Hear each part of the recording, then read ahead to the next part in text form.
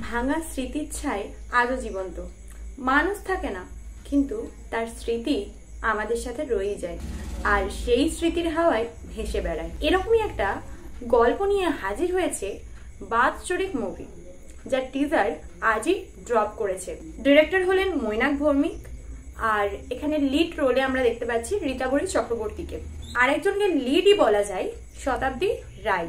বাৎসরিক মুভিটি আসলে একটি ফিজিওলজিক্যাল ড্রামা টাইপ মুভি।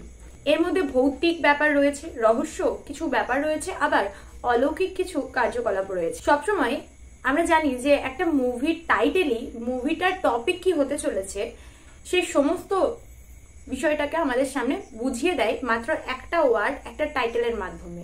আর এখানে বাৎসরিক এই শব্দটার মধ্যে দিয়ে আশা করি অনেকেই অনেক কিছু বুঝতে পারছো বা অনেক রকম প্রশ্ন আছে মনে। হ্যাঁ, ঘটনাটা ঠিক তাই। স্টোরি লাইন হচ্ছে মেন লিড রীতাভরীর হাজবেন্ড নীল, সে মারা যায় কোনো কারণে, যার 1 বছরের বাৎসরিক আসতে চলেছে।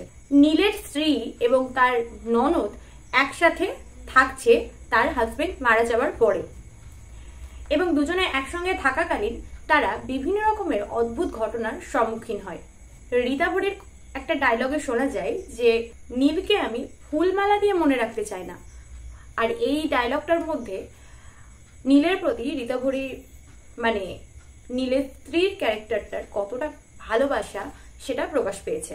এবার এই 1 বছর মানে নীলের মারা যাবার 1 বছর হবার আগে বা বাৎসরিকের দিন আসার আগে পর্যন্ত কিংবা দিনের দিন কি কি অদ্ভুত ঘটনা ঘটতে চলেছে বা কি এমন ব্যাপার রয়েছে, কি রহস্য রয়েছে তার মৃত্যুকে কেন্দ্র করে, সেই সবকিছু তো আমরা পরে আসা আপডেট মানে ট্রেলারে কিছুটা হিংস পেতে পারি, আর পুরোটা ক্লিয়ার হবে আমাদের মুভিতে। এমনকি টিজারে এটাও বোঝানো হয়েছে যে বাড়িটার মধ্যেই নাকি কিছু একটা অস্বাভাবিক ব্যাপার লুকিয়ে আছে। কি সেটা জানবো মুভি আসার অপেক্ষা মাত্র।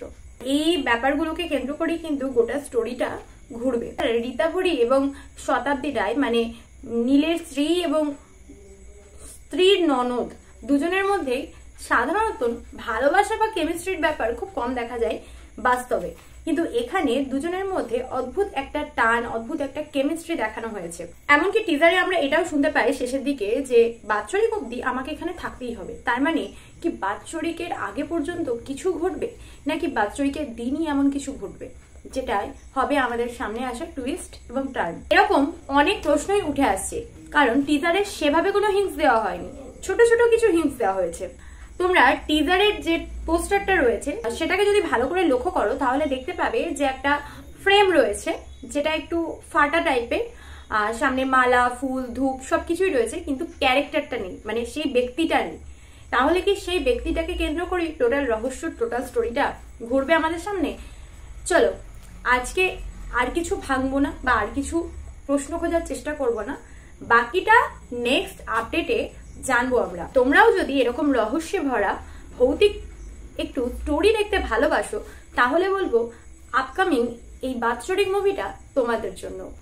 চলো নেক্সট আপডেট জানতে আমার চ্যানেলকে চট করে সাবস্ক্রাইব করে আমার সঙ্গে জয়েন হয়ে যাও। সানি টুকুর সঙ্গে সিনেমার বকবক হয়েছে শেষ, আবার আসছি নতুন মুভি নিয়ে। তোমরা সবসময় থাকো ফ্রেশ। টাটা।